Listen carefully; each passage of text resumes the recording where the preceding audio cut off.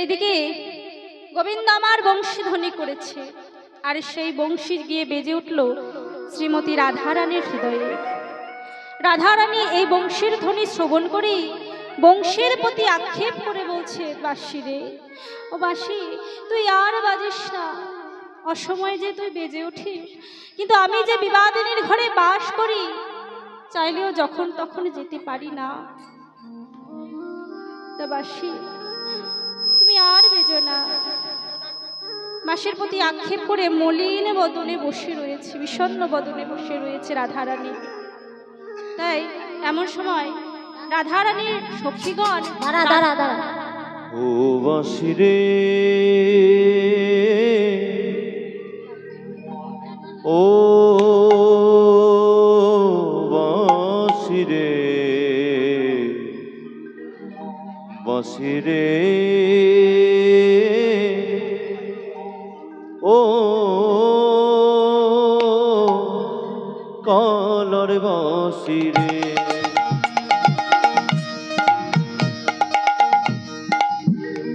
ও বাঁশি,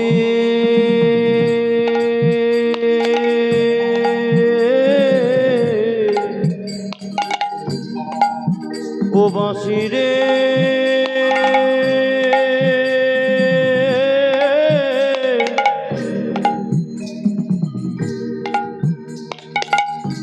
বাঁশি রে, বাঁশি রে, বাঁশি বাজাতে জানো না তুমি, বাঁশি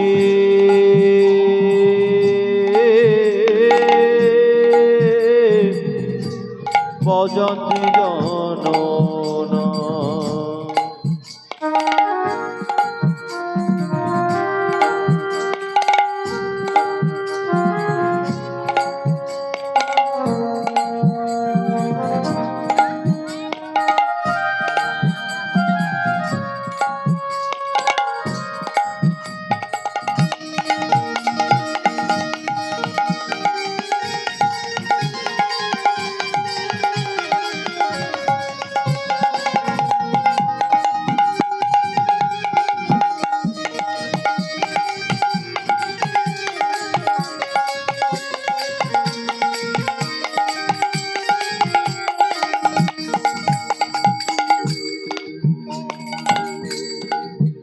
ও বাঁশি,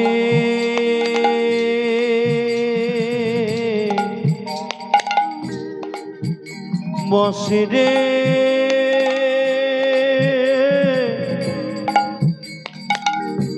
বাঁশি রে, বাঁশি রে,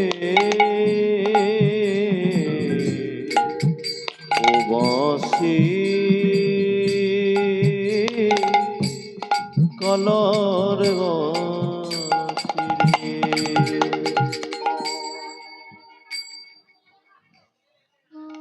রাধারানী গোবিন্দের বংশীর ধ্বনি শ্রবণ করে এখন বিষণ্ণ বদনে বসে রয়েছে। এমন সময় রাধারানীর সখীগণ রাধারানীর মন্দিরে এসে বলছেন, এই রাধে, রাধে, এমন বিষণ্ণ বদনে বসে রয়েছিস কেন রাধে? তোর এমন সদ্য নব প্রস্ফুটিত পদ্মের নেই বদন হঠাৎ মলিন হলো কেন? কি হয়েছে রাধে, আমাদেরকে বল। রাধারানী আমার বললেন, সখী রে, দেখ ললিতা, আমার বধুর বাসে কেমন অনুনয় বিনয় করে আমায় ডাকছে, কিন্তু কেমন করে যাই বল দেখি? আমি যে শাশুড়ি ননদের ঘরে বাস করি। সখীগণ বলছেন, রাধে, তুই চিন্তা করিস না, তুই আমাদের সাথে চল তো, আমরা তোকে নিয়ে গিয়ে তোর প্রাণ বধুর সাথে মিলিয়ে দেব। রাধারানী বললেন, তোরা তো বলছিস চল, তবে তোরা কি জানিস আমার শাশুড়ি কেমন? তোরা কি জানিস আমার ননদি কেমন? বলছেন, শাশুড়ি নয় রে যেন কাঁঠালের ওই আঠা, আরে শাশুড়ি নয় তো যেন কাঁঠালের কলম, শাশুড়ি নয় রে যেন কাঁঠালের আঠা, আর শাশুড়ি নয় রে যেন কাঁঠালের ওই আঠা, ওই না শাশুড়ি নয় তো যেন কাঁঠালের কলম, শাশুড়ি নয় রে যেন কাঁঠালের আঠা, আর ননদি নয় রে যেন ছেয়া গুলের কাটা, আরে ননদি নয় রে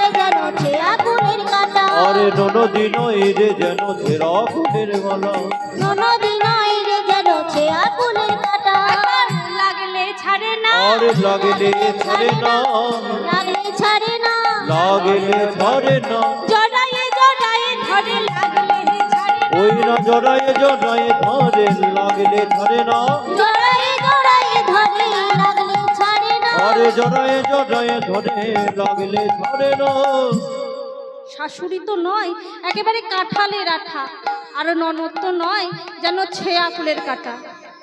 আচ্ছা এরকম শাশুড়ি কার আছে গো? হ্যাঁ একেবারে যদি লাগে তাহলে সহজে ছাড়ে না, কার আছে? জয় রাধে। বলতে হবে না বাবা, এখন বলে ফেলবে এখানে কীর্তনিয়া আছে বলে ফেলি, কিন্তু বাড়ি গিয়ে তখন লাগলে আর ছাড়বে না। জয় রাধে।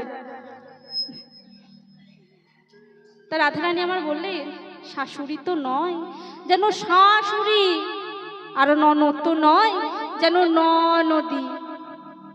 শাশুড়ি ঘর কি শুধু রাধারানীর একার গো? রাধারানীর একার শাশুড়ি ঘর নেই, আমাদের প্রত্যেকেরই, নারী পুরুষ সকলেরই আমাদের শাশুড়ি ঘর। এই যে আমাদের দেহঘর দেখছেন না, হ্যাঁ এই দেহঘর হলো শাশুড়ির ঘর। এই যে শ্বাস যাওয়া আসা করছে, তাই আসা যাওয়া করতে করতেই কখন শ্বাস গিয়ে আর আসবে না বা এসে আর যাবে না আমরা কেউ কিন্তু জানি না। তাই যতক্ষণ শ্বাস আছে ততক্ষণ আশ আছে, যখন শ্বাস নেই তখন আশও নেই। তাই শাশুড়ির ঘরে যদি কৃষ্ণ ভজন করা হয় না, আমাদের 24 ঘন্টায় প্রায় 25 থেকে 30,000 বার শ্বাস যাওয়া আসা করছে। তাহলে আমরা যদি এই শাশুড়ির ঘরে কৃষ্ণ নাম করি, প্রত্যেক শ্বাসে শ্বাসে কৃষ্ণ নাম করি, তাহলে মৃত্যুকালে অনন্ত কৃষ্ণ নাম করা যাবে। তা বলছেন রাধারানী, বলছেন সখী রে কেমন করে যাব বল দেখি, আমার যে শাশুড়ি ননদির ঘর। আর রাধারানী আমার সখীদের সাথে এরূপ কথোপকথন করছে, ঠিক এমন সময় মা যোগমায়া বড়িমা রূপে রাধা গোবিন্দের মিলন ঘটানোর জন্য পাকা চুলে খোপা বেঁধে জ্যোষ্ঠীতে ভর দিয়ে বলতে বলতে আসছেন, তোরা কেউ হাটে যাবি গো, ও গো পাড়ার গোয়ালিনী, তোরা কেউ হাটে যাবি গো, ও গোয়ালার গোয়ালিনী, তোরা কেউ হাটে যাবি গো, ও গো পাড়ার গোয়ালিনী, তোরা কে ঘাটে যাবি গো, ও গোয়ালের গোয়ালিনী। আজ মথুরার হাট বসেছে করব বিচিকিনি, আজ মথুরার হাট বসেছে, আজ মথুরার, আজ মথুরার হাট বসেছে করব বিকিনি, তোরা কে ঘাটে যাবি গো, ও গো পাড়ার গোয়ালিনী, তোরা কেউ হাটে যাবি গো, ও গো পাড়ার গোয়ালিনী, তোরা কে ঘাটে যাবি গো, ও গোপাড়ার গোয়ালিনী। আজ ঘিয়ের দরে ঘোলবি কাবে করব বিচিকিনি, ঘিয়ের দরে ঘুলবি কবে, ঘিয়ের দরে, ঘিয়ের দরে ঘুলবি কবে, ঘিয়ের দরে ঘুলবি কবে, করবো বিকিনি, ঘাটে যাবি লো। ও মাইরা ঘিয়ের দর কত? এদিকে ঘিয়ের দর কত? আচ্ছা আর ঘোলের দর? গোলের দাম নাই। জয় রাধে। আচ্ছা তাহলে ঘিয়ের দর 800 টাকা, আর ঘোলের দর না হয় ধরলাম 200 টাকা। তাহলে আজ ওই 200 টাকার জিনিস 800 টাকায় বিক্রয় হবে। এই সুবর্ণ সুযোগ কেউ ছাড়বেন? তাহলে আসুন আমরা সকলে মিলে হাটে যাই। তোরা কেউ হাটে যাবি গো, ও পাড়ার গোয়ালিনী, তোরা কেউ যাবি গো, ও গো পাড়ার গোয়ালিনী, তোরা কেউ হাটে যাবি গো, ও পাড়ার গোয়ালিনী।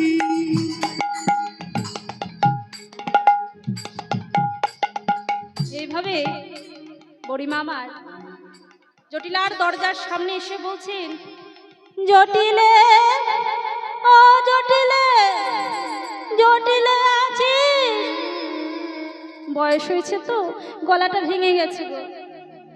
তা জটিলা তো বড়ই মুখরামা, হ্যাঁ, দরজা খোলার আগেই দরজার ওপার থেকেই বলছে, এই কে রে, কে? এই বৃন্দাবনে কার এত বড় সাহস যে আমার নাম ধরে ডাকে? তা বাইরে এসে মা যেই না দরজাটি খুলেছেন, অমনি দেখছেন বুড়িমা এসেছে। বুড়িমাকে দেখে জটিলা বলছেন, বলে এসো এসো বুড়িমাই, সৌভাগ্যের সীমা নাই। এসো এসো বুড়িমা, সৌভাগ্যের সীমা নাই। আর এসো এসো বুড়িমা, সোহাগের সীমা নাই। এসো এসো বুড়িমাই, সৌভাগ্যের সীমা নাই। পদধূলি পড়িল ভবনে মাগো, পদধূলি পড়িল ভবনে মাগো, পদধূলি পড়িল ভবনে। এই শুভ লগ্ন শুভক্ষণে বলো মাগো কি কারণে? শুভ লগ্ন শুভক্ষণে বলো মাগো কি কারণে? শুভ লগ্নে শুভক্ষণে বলো মাগো কি কারণে? পদধূলি পড়িল ভবনে মাগো, পদধূলি পড়িল ভবনে মাগো, পদধূলি পড়িল ভবনে।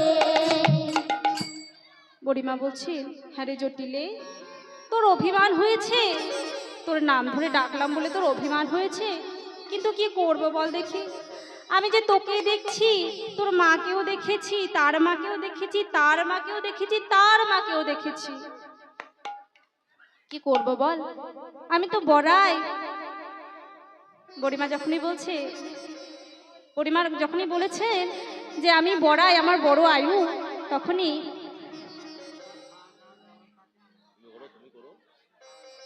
তখনই জটিলা বলছেন, বুড়িমা আমার আয়ু তো কম নয়, আমারও কম করে 5, 20, 13 হলো। জয় রাধে। সবাই একটু বসুন, কেউ উঠে যাবেন না মা, একটু বসুন, এই বৃন্দাবনে বসে একটু লীলা সাধন করুন।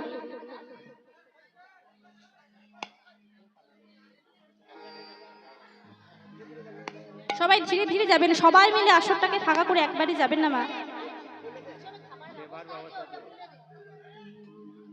পিছনে খাওয়ার ব্যবস্থা আছে মা, প্রসাদের আয়োজন করা হয়েছে, সবাই প্রসাদ পাবেন, কিন্তু কেউ উঠে যাবেন না একসাথে, আসর ফাঁকা হয়ে যাবে। জয় রাধে।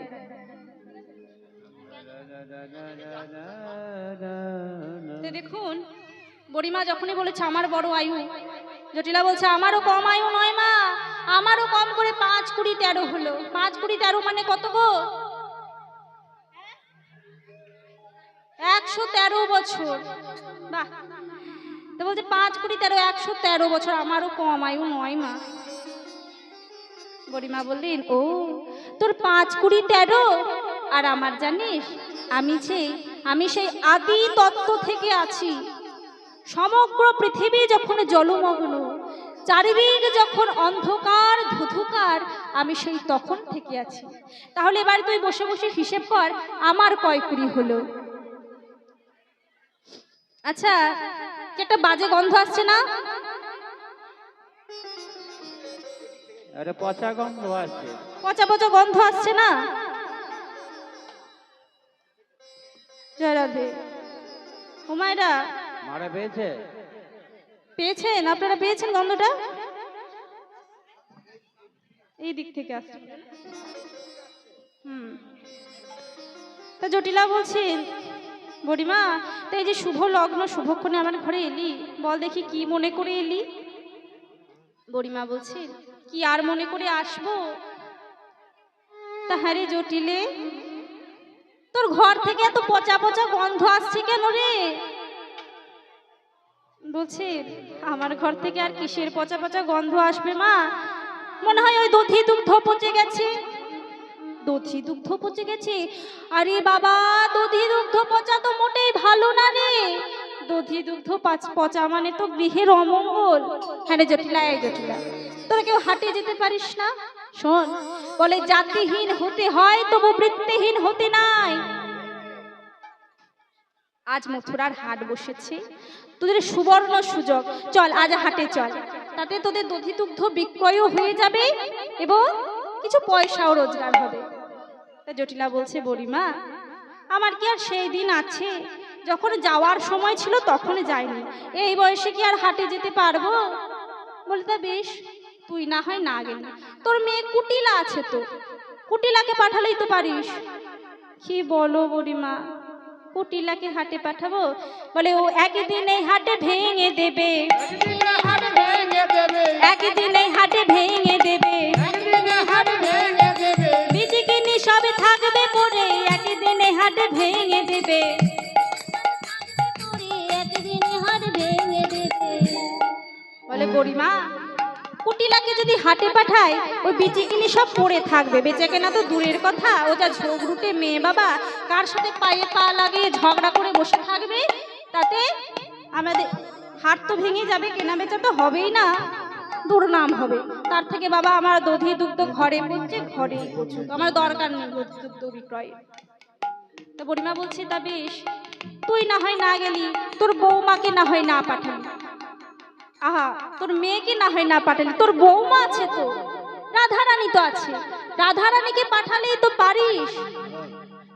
জটিলা মনে মনে ভাবছে, আমি তো বৌমাকে কেন হাটে পাঠাবো? আবার এটাও ভাবছে, আমি তো কোনোদিন বৌমাকে নিজের মুখে বলতেও পারবো না যে বৌমা তুমি হাটে যাও। তাই দেখছেন কৌশলে কার্যসিদ্ধি করতে হবে। তা বুড়িমাকে বলছে, বুড়িমা তুই যদি আমার বৌমাকে নিয়ে হাটে যাস তাতে আমার কোনো আপত্তি নেই। জয়রা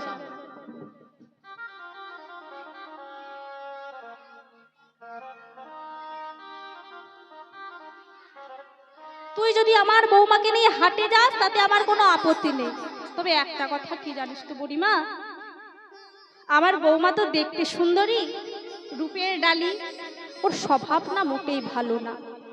এই ঘরের কথা আর কাকে বলবো, তুই আমার আপনজন বলে বলছিস। অনেক শাশুড়ি আছেন মা, দেখবেন বলে না এই ঘরের কথা আমি কাউকে বলবো কি করে, আমার নিজের বৌমার নিন্দে তো আমি বাইরে বাইরে বলতে যাব না, কিন্তু প্রতি পাড়াতে প্রত্যেকটি মানুষের কাছে নিন্দা করে বেড়াই বৌমার। আমার বৌমা বড় লোকের বিটি, বেলা 8টার আগে ওঠে না, অথচ বলে কার কাছে আর বলবো, তুমি আপন মানুষ বলে তোমায় বললাম কাউকে বলো না জানো। জয় রাধে। তা বলছে আমার বৌমা দেখতে সুন্দরী, রূপের ডালি, ওর স্বভাব মোটেও ভালো না। যদি আমার বৌমাকে নিয়ে যাস একটা জিনিস খেয়াল রাখিস, বউ যেন তার নাম শোনে না, বউ যেন তার নাম শোনে না, বউ যেন তার নাম শোনে না, বউ যেন তার নাম শোনে না, যে নামে বউ পাগলিনী, বউ যেন তার নাম শোনে না, যে নামে বউ পাগলিনী, বউ যেন তার নাম শোনে না। বলছে বউ তো দেখতে সুন্দরী, হ্যাঁ ওই কেলে ছোড়াটার সাথে একটু প্রেম করে, বুঝলি তো দেখিস যেন তার নাম শোনে না। আর বুড়িমা তো চতুরাহিনী, সে নিশ্চিত জানেন যে কৃষ্ণের কথা বলছে, তবু দেখলেন কৃষ্ণ বিবাদিনীর মুখ দিয়ে একবার কৃষ্ণ নাম বলাতে হবে। কিন্তু জটিলা তো বলার পাত্রী নয়, জটিলা বলে না, বলছে ওই যে আরে ওই পাড়া সে ওই নন্দ ঘোষের বেটা কেলে ছোড়া। বলছে আচ্ছা ওই পাড়ার ওই নন্দ ঘোষের বেটা কৃষ্ণ তো।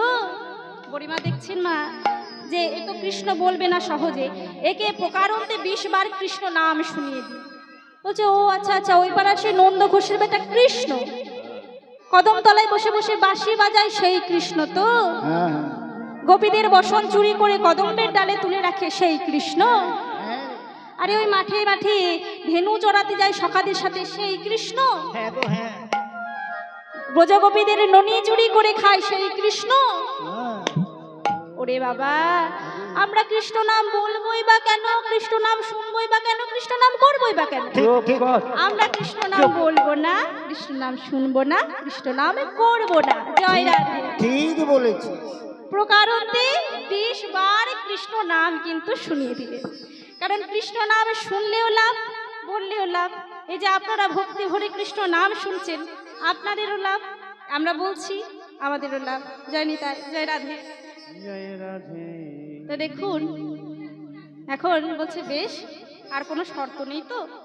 জটিলা বলছে হ্যাঁ আরেকটি শর্ত আছে, আমার বৌমা তো কোনোদিন হাটে কুটে বাজারে যায়নি, তা আজ যখন হাটে যাবে তোরা যেন একটু সবাই মিলে দেখে শুনে কিনে দিস, আমার বৌমা এত কিছু জানে না, বেচা কেনা এত কিছু জানে না, তোরা সবাই মিলে যেন কিনে দিস। বলে বেশ, এই বলে বুড়িমা এখন রাধারানীর কাছে গিয়ে বলছেন, রাধে বলে সাজাবো রসে পশরা সাজা। ওরে সাজাগো তোরা সাজা গো রসে পশরা সাজা। রসে পশরা সাজা। তোরা সাজাগো রসের পশরা সাজা।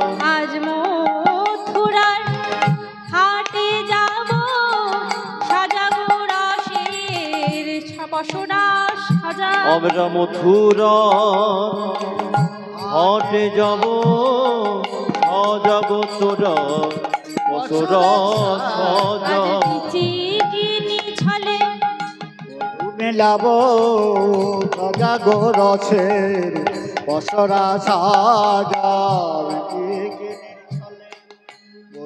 শোনা মাত্রই সাজা গো রসের শোনা মাত্রই রাধারানী আমার রসের পঞ্চপশরা সাজালেন।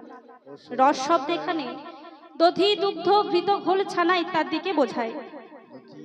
তা রাধারানী আমার সুন্দর করে পশরা সাজিয়েছে। এবারে পশরা সাজিয়ে প্রত্যেকটি পশরার উপর একটি করে তুলসী পত্র দিয়ে পশরার প্রতি বলছেন, পশরা জানো আমি চাইলেও ঘরে আমার প্রাণবধূর সেবা দিতে পারি না। আমি তো বিবাদিনীর ঘরে বাস করি, তাই বড় আশা করে সাজিয়েছি তুমি যেন সেবায় লেগো, তুমি যেন কৃষ্ণ সেবায় লেগো পশরা। তাই রাধারানী আমার সুন্দর করে পশরা সাজালেন। এবার সখীগণ বললেন, রাধে চল আমরা তোকে সুন্দর করে সাজিয়ে দিই। রাধারানীর দেহটিকে সুন্দর করে সাজিয়ে নিচ্ছেন মা, কারণ প্রিয় বস্তু প্রিয়জনের সেবায় লাগাতে হয়। রাধারানীর প্রিয় বস্তু হলো তার দেহটি, প্রিয়জন হলো গোবিন্দ, তাই নিজেকে গোবিন্দ সেবায় লাগাবে না বলে আজ নিজেকে সুন্দর করে সাজিয়ে এখন অষ্ট সখীকে সঙ্গে লইয়ে আজ তারা মথুরার হাটে গমন করলেন। কিভাবে যাচ্ছেন বলে কি বা সারি সারি নব নব নারী চলিয়াছে পথে। দিবা সারে সারে নব নব নারী চলিয়াছে পথে। আজ কি বা সারি সারি নব নব নারী চলিয়াছে পথে। তার যৌবনের ভার গমন মন্থর, যৌবনের ভার গমন মন্থর। কিবা স্বভাবে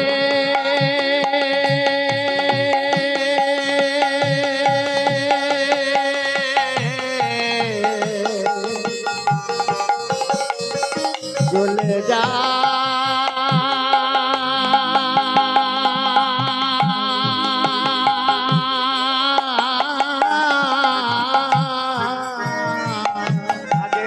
যৌবনের ভার গমন, আজ যৌবনের ভার গমন মন্থর।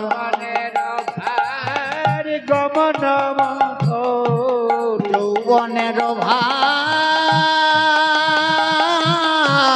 গমন মন্থর।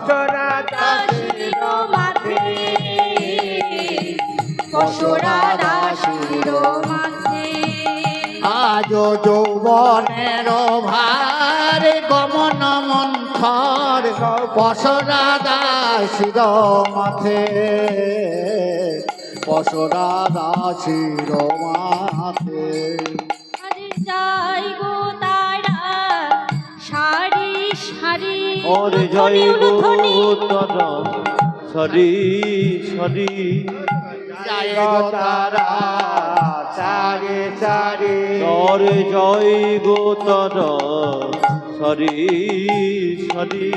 জয় গো তারা সারি সারি। গো তারা সারি সারি। জয় গো তারা সারি সারি। জয় গো তারা